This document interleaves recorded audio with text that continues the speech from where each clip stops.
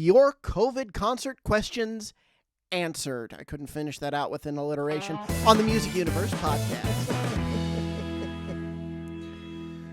Oh, Matt, are you stir crazy yet? Because I know you've been pretty much cooped in your house for, 4 months? Stir crazy is not what I would call it. I'm very good at making use of my own time. Stir crazy, yes, in that it's the same thing day in and day out. I wake up at 6:30. I get on the clock by 7. I'm off the clock by 3. In bed by 10:45 to get 8 hours of sleep.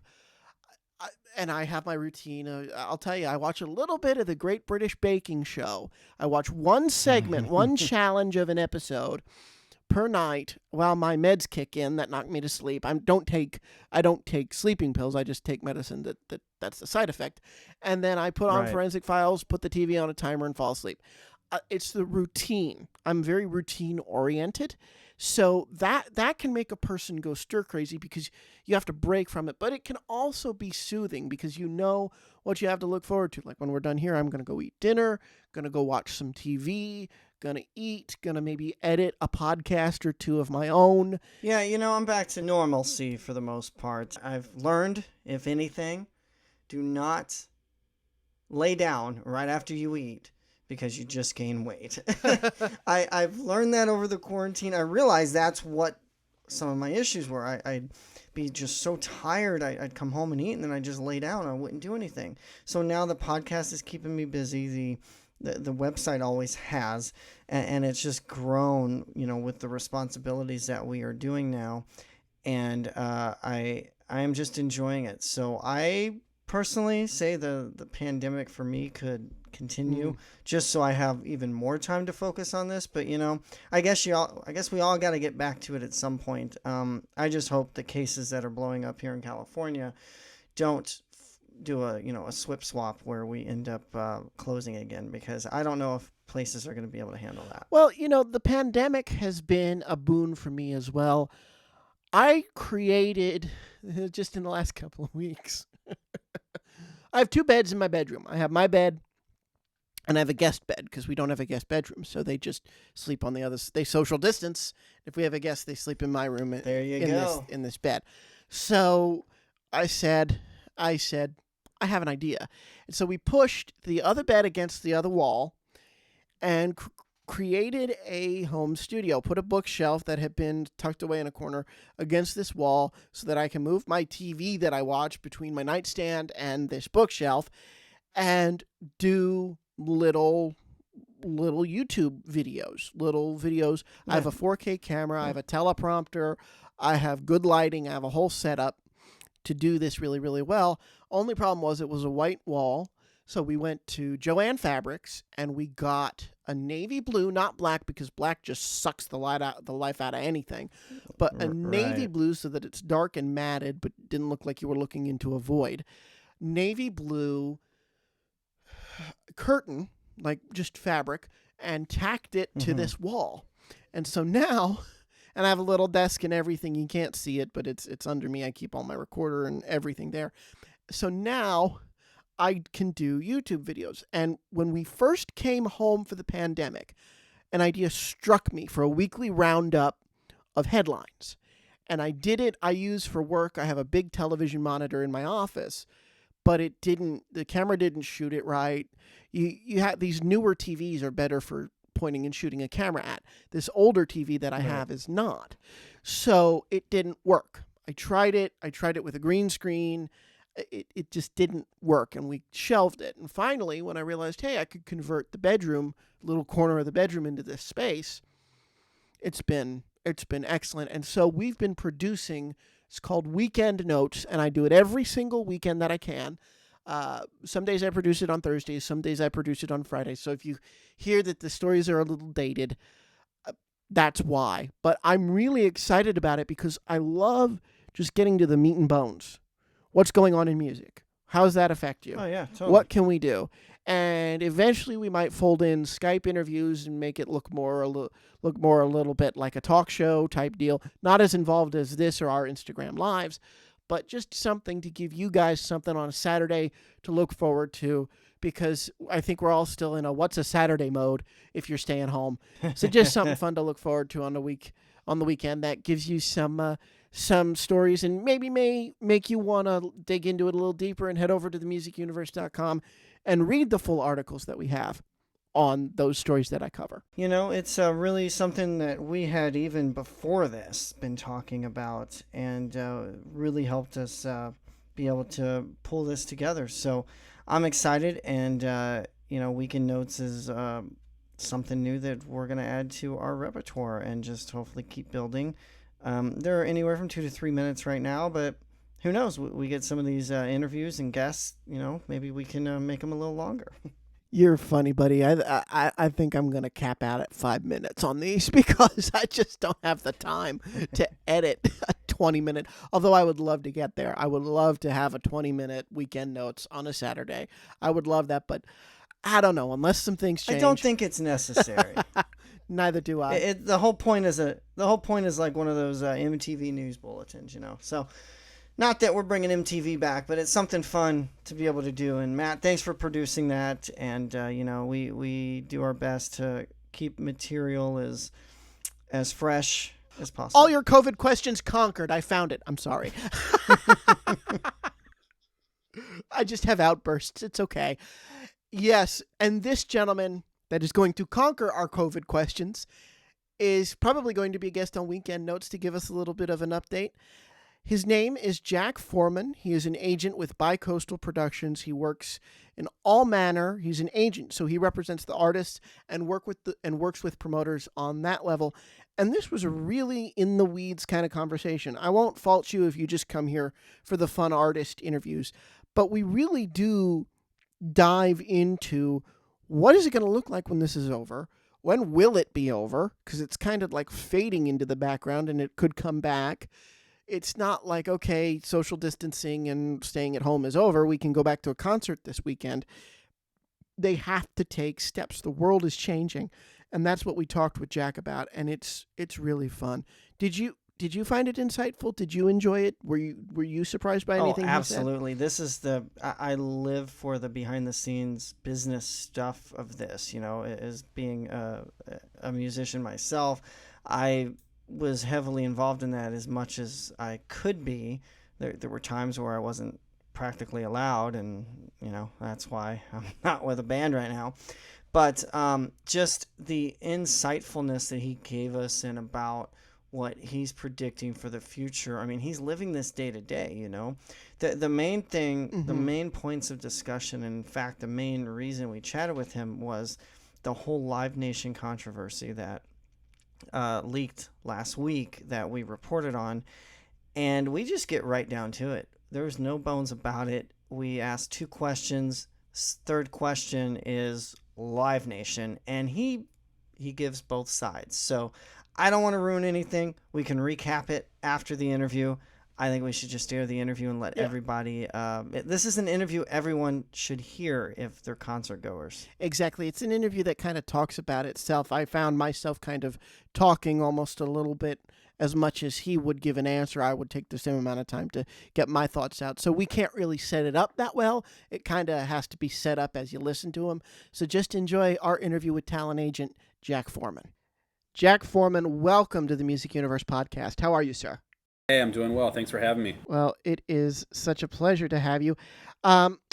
We have really wanted to talk to somebody in your line of work because I think it's fair to say this is totally unprecedented, right? That's one way of putting it. Yeah. We've been experiencing quite an interesting couple of months here where we've all been tested in one way or another. So agents are kind of in the middle of it all between the venues, the artists, the promoters, and just about everybody who is really looking for answers. How is everyone affected by this? I mean, everyone's affected many different ways, but how are the artists, how are the promoters, how are the venues, even the fans affected by this shutdown? Well, I guess to start from the end with fans are very affected because they have to now get used to new ways of consuming their entertainment content. So, they're going to vary in terms of their comfort levels depending on age and where they live. So it's going to be a bit across the board, but a lot of them are going to have to get used to potentially a new look and feel of the traditional concert venue. At the venue level, a lot of these venues are unfortunately suffering and on the brink of closure, for lack of a better term. A lot of them are desperately seeking government aid at the time.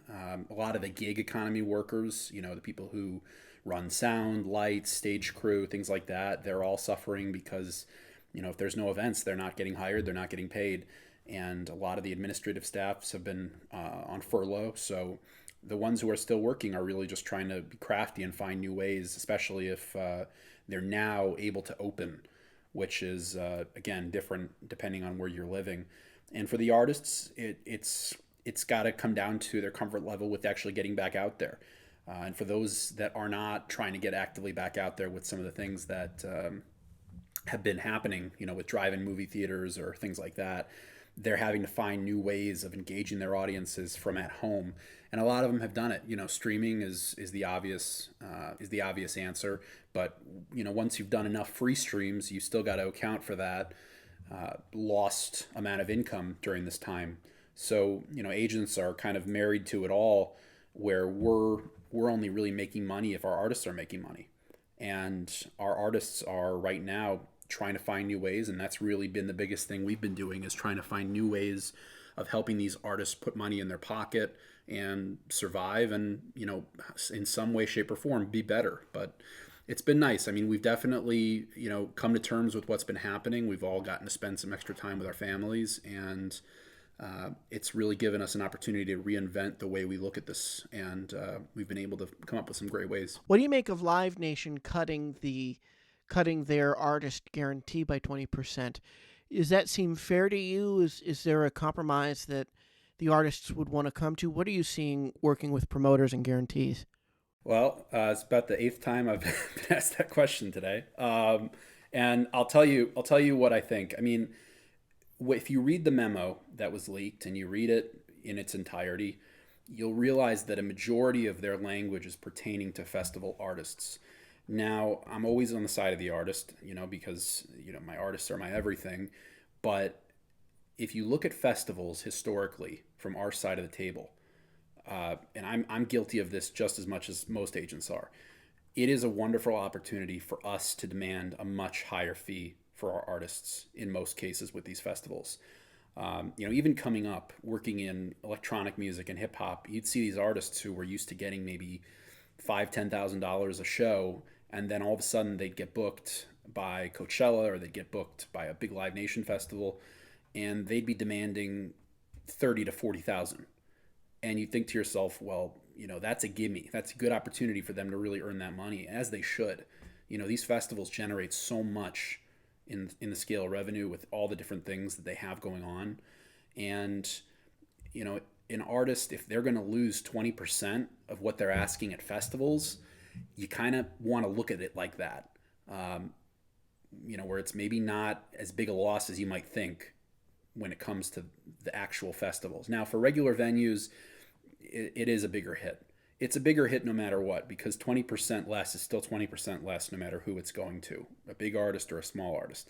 What really, really scared me the most, or not even scared me, but just kind of made me scratch my head a little bit on that memo, was the artist cancellation, having to give back double the artist guaranteed amount. And I understand that too. I mean, I understand that Live Nation has all these front end expenses that if an artist cancels, they're not going to be able to recoup, and all the loss will have been on them. Yeah, but shouldn't they be insured against? Sorry to interrupt, but shouldn't they be insured against their artists, against that kind of situation, so that the artist only has to give back the guarantee? I mean, you're basically making the artist insure the promoter, and that seems a little backwards, doesn't it? It does. And you know what? If they are able to insure enough of this, you're going to see a lot more of a cut and dry answer. The only issue is that you can't really provide an insurance if an artist is just not feeling comfortable with traveling. If you have an artist who is immunocompromised, or they may have something going on in their lives that they're not willing to share, that just says, I'm not comfortable getting on a plane, even though the airports are open, even though the festival is on, the artists may still need to cancel, and they should have the right to do that. I'm on the side of the artist here, but at the same time, this isn't as black and white as it was when I first read it. I definitely hope there's a way for Live Nation to continue to compromise on this. And I'm sure there's going to be a number of artists that speak out against it. But when it comes to festivals, I think you're going to hear a lot less complaining. But once it starts to impact brick and mortar venues and other types of events around the country, that's where it really starts to hurt many, many artists. But, that's something where we've had to really play a difficult hand in the middle of the two. It really hasn't been something that's been a fun position to take. Here's something a little conspiratorial. Do you think that the memo was leaked almost in a way to be an olive branch to say that they're open to negotiating, that they kind of went high in the hopes of meeting somewhere in the middle and getting it all out in the open right away? Like, do you think this is a negotiating tactic that could actually favor the artist and meet somewhere maybe at 15 or a 10% rollback? Does it sound like they're open to compromise to you? Well, potentially. I mean, when these leaks happen, it's almost always from somebody within intentionally. There's very rarely a breach or a leak that wasn't meant to have actually happened. So I'm sure it was leaked intentionally by whomever it was. I don't know how fluid they're going to be with this. If they're going to be making a demand of all artists they book, chances are they're going to want to uphold it as much as possible without allowing so much exception. Because if they make one exception or two exceptions, it's not going to have as much weight behind it, especially at an agency level, where if one agent says, "Oh, don't worry, call them back," they're gonna, I just got them to drop it down to 10%, or they're gonna be strict on it, but at the same time, I don't even know if it's gonna be able to last very long, because there is enough backlash about it. They knew there'd be enough backlash about it, but I think Live Nation has been in such survival mode during this pandemic and it's all been out in the open. Securing this massive $500 million investment from the Saudi Arabian Public Investment Fund. It didn't make as big of an impact as some people think, but to me it did. That's a big head in the mix all of a sudden. And the furloughs, obviously, which everybody heard about, and then the refund policies that they were issuing with Ticketmaster. They tried to be transparent with that. And I think this was also a kind of a strange effort of trying to be transparent in what they're going to be doing with artists. So it's very easy to get mad at it. And I certainly was when I read it, but I definitely don't necessarily see it as black and white. I think there is going to be some alteration to it. And I think that they also put it out there just to test the waters and see what people thought. That makes a lot of sense, because when I reported that last week, I come from an artist background performing myself, and that just really made me angry that they would do that. So kind of a two-parter here for you is, even though that is mostly directed at festivals, could that actually be directed also towards the 2021 tours that were postponed or canceled from this year? And do you think the artists, because they're the ones that draw the crowds, do you think they have the upper hand here in the negotiations? It depends on the tour. I mean, what it really all comes down to is the amount of expenses that were not able to be deferred, that were lost outright, and they were lost on the part of the promoter. And so often, promoters are so used to having much of the risk on their shoulders, unless it's a smaller artist who's willing to play for a back end. But these big shows and these big corporate promoters, not only Live Nation, but Golden Voice AEG and some of the regionals out there, they're gonna be changing a little bit of how much risk they're actually willing to take from now on, because they were willing to take it because they had a big corporate piggy bank. But now it's not as carefree and easy anymore, because they're still going to have a lot of cancellations even into 2021. You're going to have stuff scheduled, and then a local government may say otherwise. Whereas in another state, they may be happy to have everybody. I'm from Wisconsin originally, and there's like no rules right now. It's crazy to read. They're having a festival, I guess, they're calling it like a herd immunity festival, which is funny and scary at the same time. I really think that you're gonna see a lot of these big brick and mortar promoters, diminishing the amount of risk they take. And if they've already taken the risk and committed it, a lot of them are not going to be afraid to ask for a renegotiation. I've had it with promoters I've been working with for years where they've said, look, I know we have a signed contract, but I'm not going to stay open if everybody holds me to the deals that I agreed to when there was no pandemic. Fair enough there, but is it fair that now the promoters are practically requiring the artists to have these massive insurance policies that really could bankrupt the artists themselves? I mean, does that seem fair to you that they, in that language, that they're holding them accountable with the insurance? Well, it shouldn't all be on the artist. I mean, I think that it should be, both of them should have their own insurance. I mean, it's very, very common for agencies to carry insurance that will cover their artists. I know we have a policy that we'll use to sometimes cover our artists when it's required by the promoter. So that's really nothing that's terribly new. For an artist to take out a $1 million general liability insurance policy on a single show is not going to cost them as much as you might think. And for a tour, same thing. For a whole tour, it's going to cost a few $1,000s, but when you think of what it guarantees and the comfort it brings the promoter, it's going to make a lot more sense for a high grossing tour. But on a single show basis, it's not as expensive, but at the same time, it should not be all on the artist. The promoter should also have to carry a high level of insurance. They're really just trying to flip the script here of who carries the biggest amount of risk, who's left holding the bag at the end of the day, because so many of the promoters were screwed together by this, and agents were screwed and artists were screwed, but they still were able to enforce parts of their contract to say, you agreed to give me this and I'm collecting on it. And however that's going to affect the relationship moving forward is what you're going to see being told now.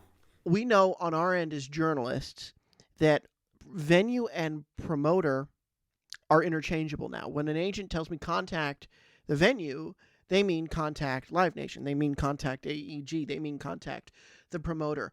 What do you see happening to these large mega corporation promoters in this pandemic, especially the ones that own venues? Because it seems like everything, radio, television, even concert promoting now is under, there's 3 companies that own everything in each of those industries.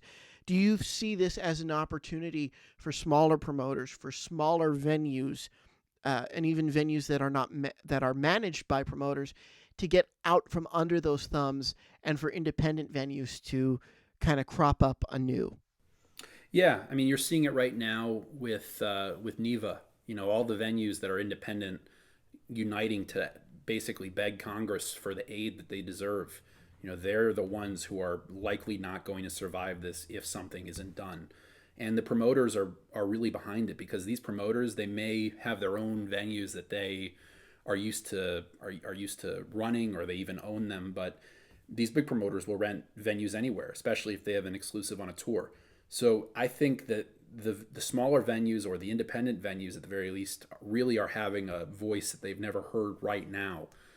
Because so many artists are getting involved with it. I think last week I saw something with Billie Eilish just supporting NEVA.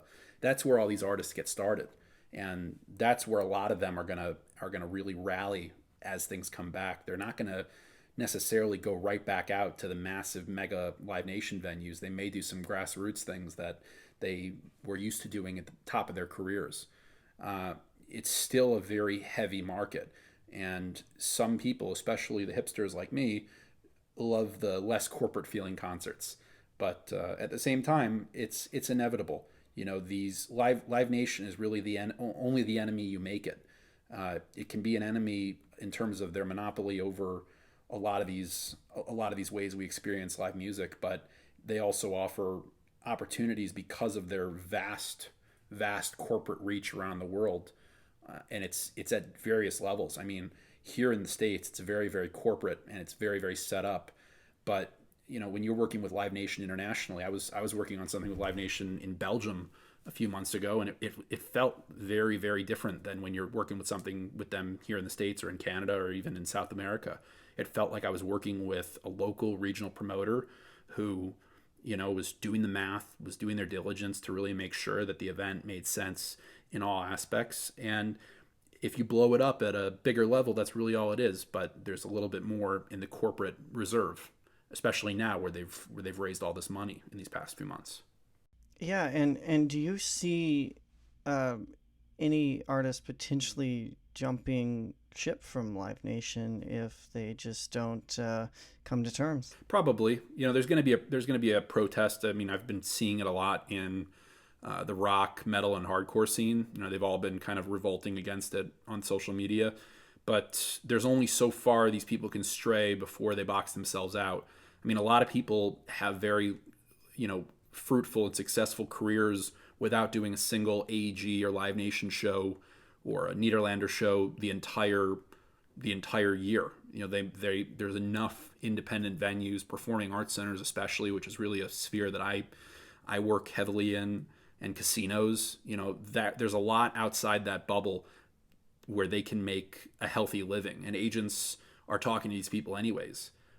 It's nice to have a promoter that can route all the tours or assume a lot of the risk and guarantee you a certain amount, but people are going to be reticent about touring in general for the next 2 years. They're going to be reticent about renting a bus or going out for a month. They're going to be looking to do smaller bursts if they can, because so many of these venues are not going to have the means to pay big tour dollars for quite some time. They're going to be opening at a scaled down capacity and supplementing that empty seat with a virtual ticket buyer. Will we get back to normal? Will we get back to pre-pandemic enjoyment of concerts eventually? Yes, but it won't look the same. It'll be an enjoyment of concerts in a live sense, but it'll be different. Even when the venues are able to open up at full capacity, my prediction that I'm basically betting heavily on is that there's always going to be a new offering for most places for a virtual engaged audience. I heavily believe that a lot of these venues with empty seats are going to be segmenting those empty seats with virtual ticket buyers. If you have a 1,000-seat venue and only 200 seats are allowed to be sold, you're going to want to segment those 800 seats with a virtual ticket, and have a very minimal yet good broadcast of that show going live. And it's already happening. It's already being put into place by these venues who are not going to be able to sustain the scale down model for very long. They've been operating on such a shoestring budget and a shoestring mentality of spending for all these years and just barely getting by, that now this model is only going to be good for them and cute enough for so long. I've seen a lot of people doing the live stream stuff, and now we got the drive-in concerts and things like that. But that's still got to be, even with that, you still have the production people. You still have that risk there. So I guess it's just kind of up to each artist and where they feel at this point. Yeah, I think, I cannot wait for venues to be full again, for festivals to be back on, and for my artists to feel comfortable getting on a plane to go to London to play for a weekend. I mean, right now, a lot of the artists that are booked over there, they'd rather defer it to next season.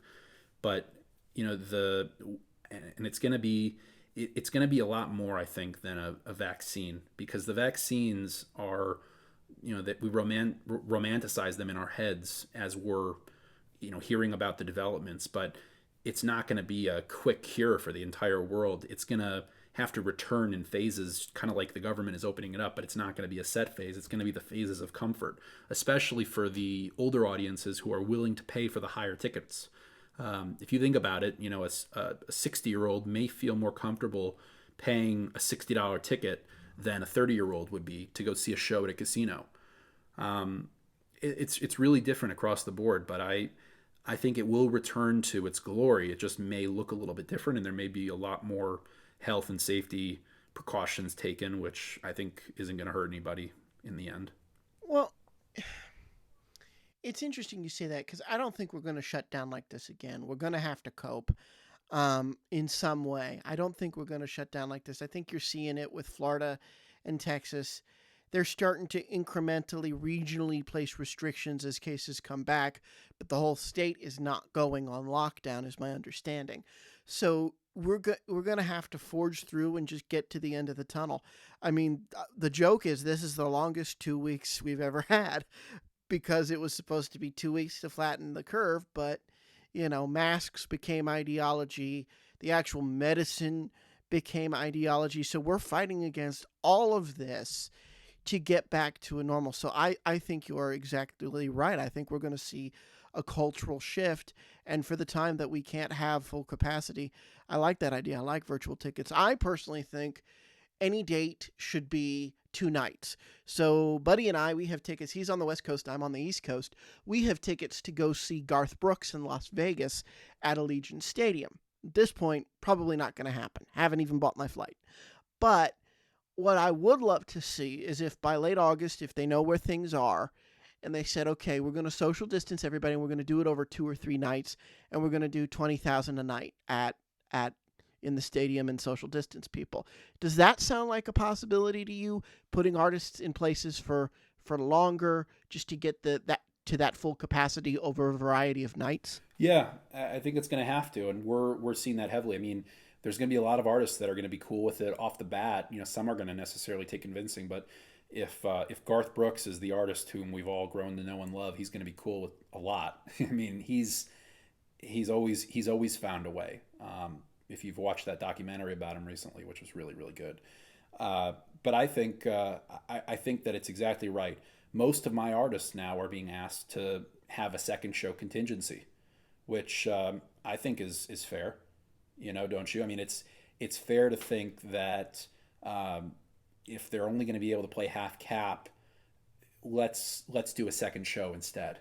Let's, you know, maybe not even 2 nights, but 2 shows in one day. If it's a theater, maybe like a performing arts center, do a 7 p.m. and a 9 p.m. like the comedians do.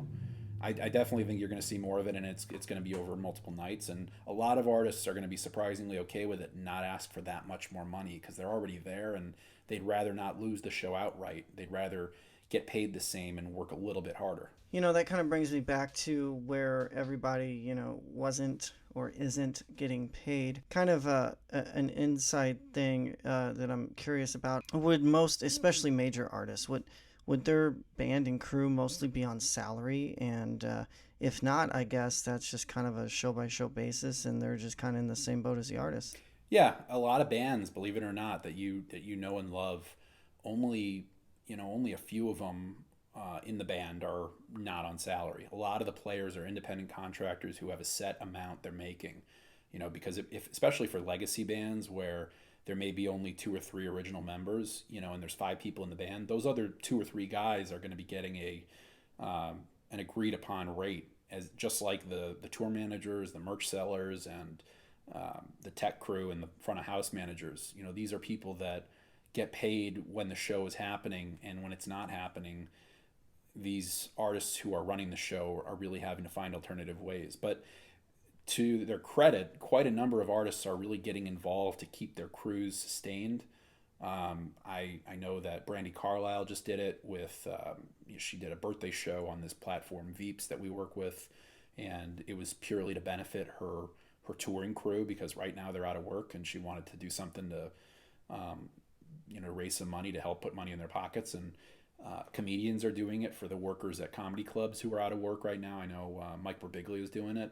It's really going to be, a lot of artists are going to start going out for the sake of keeping their group together because some of these artists who are well off can afford to stay at home for a year or 2 and sit this one out, but their bands and their crews are going to be looking for other work if they're not able to be sustained. Let's end with this. What is your prediction?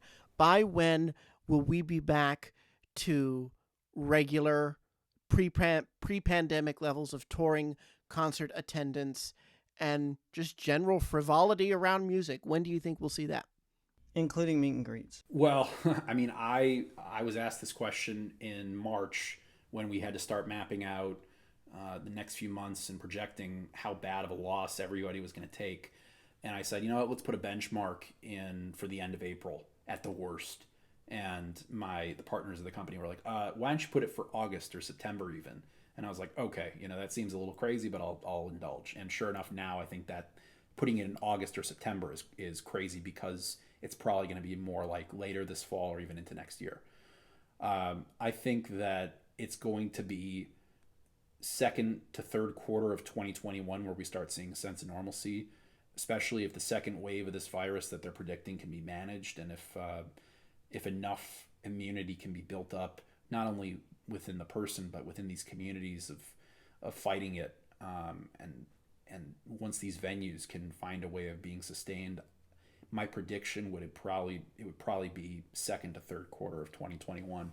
I know for the artists and the industry, it's going to feel like much later, but for the people who consume the music, and buy the tickets, I would look forward to next summer, but also be ready for anything to happen in 2021.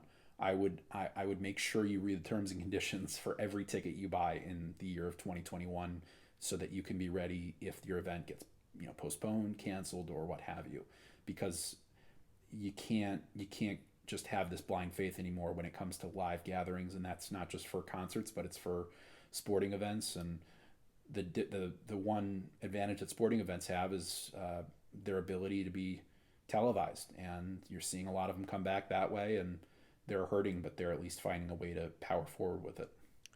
Wonderful. Well, Jack Forman, this was a treat. We've been wondering about a lot of this, speculating a lot about it too on our episodes here as we interview artists and just talk ourselves on the podcast. Thank you. I appreciate you guys having me on. I'm so glad we finally got to talk to somebody who is in this business, in this industry, on that side of it, because we've been speculating on so much of this. Oh yeah, and we've reached out to some people too to try to get them on, and thankfully Jack agreed. And he's apparently been fielding these questions for quite a while, and it's just expected that things are going to change. One thing I didn't really get to ask him, because I felt like we were going a little long, was how are meet and greets going to be affected by this? Yeah. I think you'll see social distancing. I think you'll see no touching. You might see fist bumps. But I don't think it's going to last. Like, honestly, I think we're going to get to summer 2021, and nobody's going to give a shit. Like, the only reason I care is because, as I said on another program, and as I say on an upcoming program, I have a particular vulnerability to COVID. Right. So I don't care. And I so badly, because if I didn't have that vulnerability, I wouldn't care. Give it to me. I don't care. Just let me give it to me. I'll make sure you don't get it. I'll be respectful. That's part of the problem, is people don't realize that these restrictions are in place, not because society's trying to come down on you. Society's trying to prevent you from giving it to other people, and you are inconsiderate if you're not participating. That's a tangent. But, I don't care about myself if I didn't have this vulnerability. So with Jack, it was really interesting to hear what he had to say. But I think meet and greets, you'll find a lot of social distancing probably would be what I would say. Yeah, I honestly don't see them coming, at least the meet and greets, whether touring starts before all this is, before there's a vaccine, which I'm hearing now could be early next year as opposed to mid to late. And this stuff changes daily, so who knows by the time this airs that where we'll be with that. But I don't see meet and greets coming back until there is a vaccine. And, I went into the Apple store the other day and, had my mask on. I'm ready. And they actually are taking your temperature and they're asking you, have you been exposed? Do you have a cough? Have you had a fever? Any of that before they even let you make an appointment to see them. And then, of course, I had to come back 2 hours later for the appointment, and then they ask you all that again. So I think those plays may come into factor when touring does start, where they are taking temps, they are asking questions, and, the temperature the thermometer did not even touch my forehead. It just was close enough where it could read it. And, of course, I was normal. So I think that's going to play a factor in future shows. And it's probably going to take, security longer to get you through. Mm-hmm. So I think all this is just, it's better to be safe than sorry, because when I'm out in it every day, so many people complain that, you can only allow 10 people inside, open the door, we're hot out here, or, we just can't, I'm not wearing a mask. I just see the grumpiness, and it's like, nobody likes this lifestyle. Nobody likes living like this. We won't be doing it because it will have given way to complacency, and it'll just be, it is what it is. Yeah. I was saying I don't care.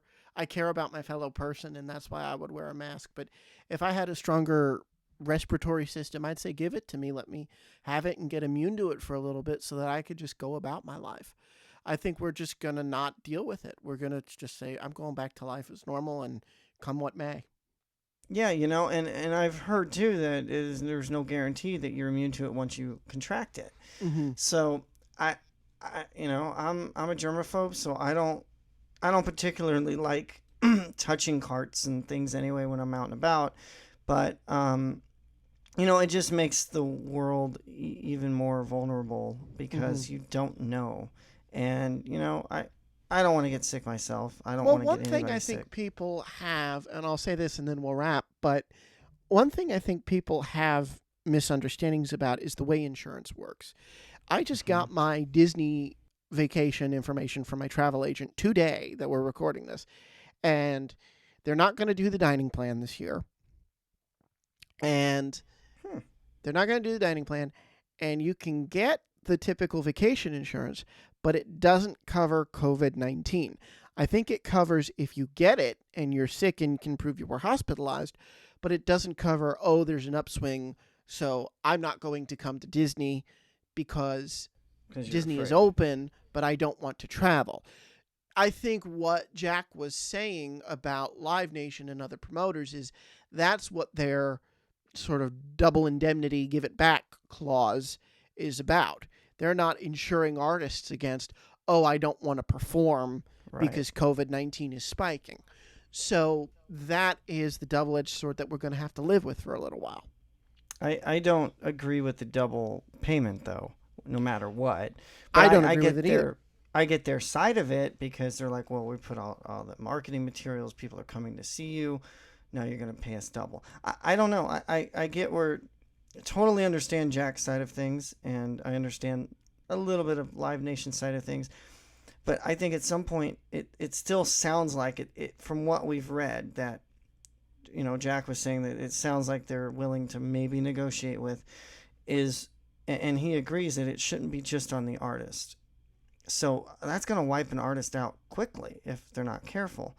Now, hearing that the insurance isn't as expensive as we would think puts a little more perspective into that, but still, I think... Right now, I'm reading on Facebook, Caesars Entertainment announces mask requirement at all properties. And somebody, I won't say the name, goes, they want everyone to be sheep. That's not what this is about. Exactly. This is about concern for your fellow man, and if you can't have concern for your fellow man, somebody like me who looks healthy but isn't on the inside, fuck you 1,000 times, fuck you. Sorry. Yeah. It's getting ridiculous with the opinions towards all this, Don't go then. That's all I don't want to wear a mask in a casino. I want to be able to breathe. I want to be able to go to a concert and have fun. Exactly. But you got to do it. Right now, that is the health guidance. So we will see. I'm sure, just you forget the people at the CDC and at all the health organizations that are recommending this, they're people just like you. They don't want to be wearing masks either, okay? It's not natural. It isn't. Yeah. There are some cultures that are used to it. It's not natural. It's not what we should be doing ordinarily. So they are eager to give you different guidance and say, hey, it's okay. All you businesses can phase out masks, and they will say it eventually. Yeah, but until it's safe, they're doing the right thing, which is looking out for public safety, and everybody should be doing that despite if you want to wear a mask or not. It's not about what you want to do, it's what you should do. Exactly. All right, well, we have gone for 17 minutes, just us, never mind the interview, so I think we should wrap it here. For the Music Universe podcast, I'm Matt. And Buddy, thanks for listening. Keep checking out themusicuniverse.com and follow us on socials for the Instagram Lives and Weekend Notes. And subscribe on YouTube for Weekend Notes as well. And our podcast.